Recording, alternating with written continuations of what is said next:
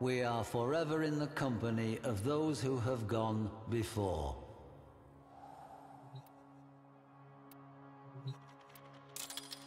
That's fine.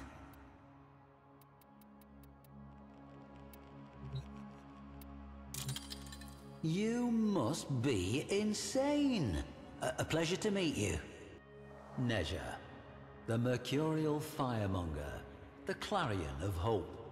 However foul the decadent excesses of the Orokin Empire, the aftermath of its collapse was arguably worse. But the darkest times often give rise to the brightest legends.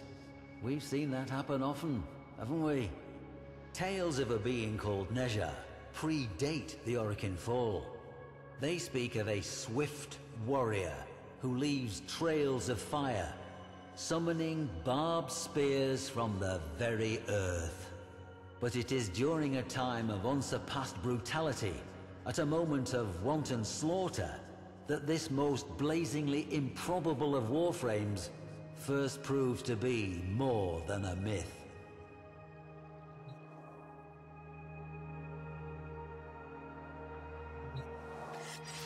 This blade, a tongue of exquisite flame in cold metal, it was unearthed by a poor farmer of Reshantur as he followed his hulking plough beasts across fields he would never own.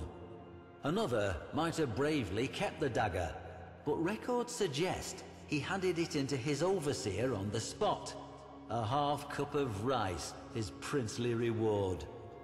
With no dax to keep the peace, and no parvus granum to hold the corpus board together, bloody land grabs were routine. The fertile fields of Reshantur changed hands many times. With each hostile takeover, slain workers became fertilizer for the next yield of crops, tended by the survivors. And so it went. This created what you might call a staffing problem. If all the surviving adults are working the fields, then who is left to defend them?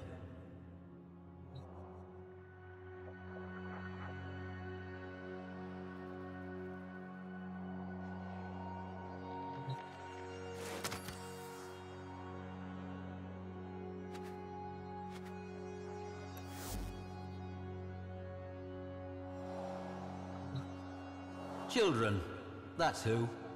This dismal little relic was once part of a Sayandana, shall we say. Though not of Orokin make, clearly. No, its young owner wove this from a fertilizer sack. There were many such capes found at the site, enough for an army. Mowers were expensive, you see.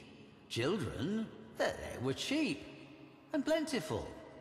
It made good business sense to arm them. Not the very youngest, of course, just the near adults. The still unbroken, those who understood the stakes.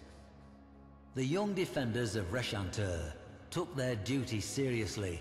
They formed into a little clan, trained every day in the ruins of an old temple, and even made themselves a uniform of sorts, part of which you see before you now.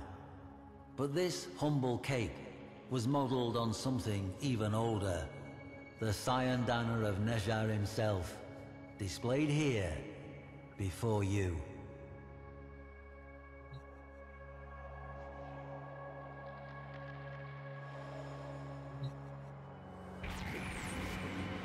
This chakram was found in the ruins of the Reshantur temple, along with fragments of stories scrawled on slates in an immature hand, and oaths of dedication to a figure of legend. It seems the child soldiers of Reshantur took courage from the tales of Nezha, adopting him as patron and protector. Their scratchings evince a firm belief that Nezha would bless them with victory should they fight without fear, and abandon them should they ever fear. So they swore they would defend the fields to the last drop of their blood. Clever manipulation. I wonder who put that idea into their heads. At any rate, they accepted it on faith. At least, until the massacre of Reshantur.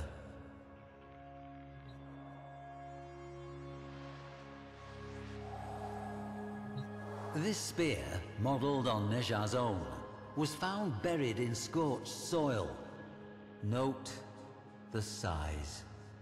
Records of the attack are nigh impossible to find. Not surprising. The massacre was almost certainly covered up to protect what the Corpus regarded as sensitive business practices. Imagine the children, Tenno, wearing their pathetic cyandanas, bearing flimsy weapons, but with heads high, as warriors. Think of them rushing at their far superior foes without fear, and imagine what those foes did.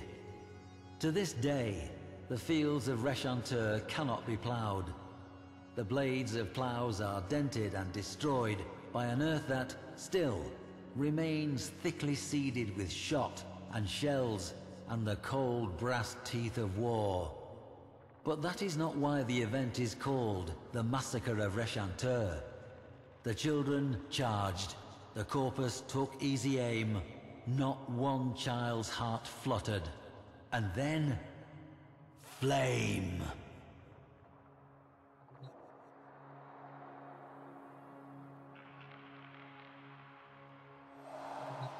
The Corpus surveyor, Yena Zasperin, says she found a solitary child wearing this helmet in the midst of a charnel field of remains. But they were the remains of Corpus troops, some dismembered, some impaled, all burned. Nezha did it, the boy said calmly. He flew down from the sky and tore the enemy asunder with wheels of flame. When a child fell, he would raise them up again. Nezha moved quick as a scimitar, and the earth burned where his feet touched. Now the others had gone with Nezha, part of his celestial army. The boy had stayed behind to tell the story. To Zasperin, the boy was merely traumatized. The massacre, probably a mutiny within the Corpus ranks. But Reshantur has been excavated, and every single one of the thousands of blackened bones that were gene-tagged had belonged to an adult.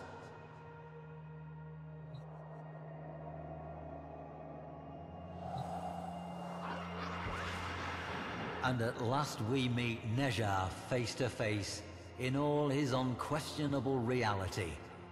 Did this Warframe model itself on the myths to take on the mantle of a mythic hero, or were the myths left in the Warframe's wake, a blazing trail to light the way? History will always be some manner of educated guesswork, and occasionally one of faith. Perhaps in some deeper stratum, we will find the lost children of Reshantur, sad little clusters of bones, not saved at all. But I have faith we will not. I leave you with this. Why do you suppose it was the child soldiers that Nezha chose to protect? Any war has its innocent casualties, but these seem to have called to him. What could a Warframe, a lethal specialist warrior, possibly have in common with a child? That riddle, I fear, must remain a riddle.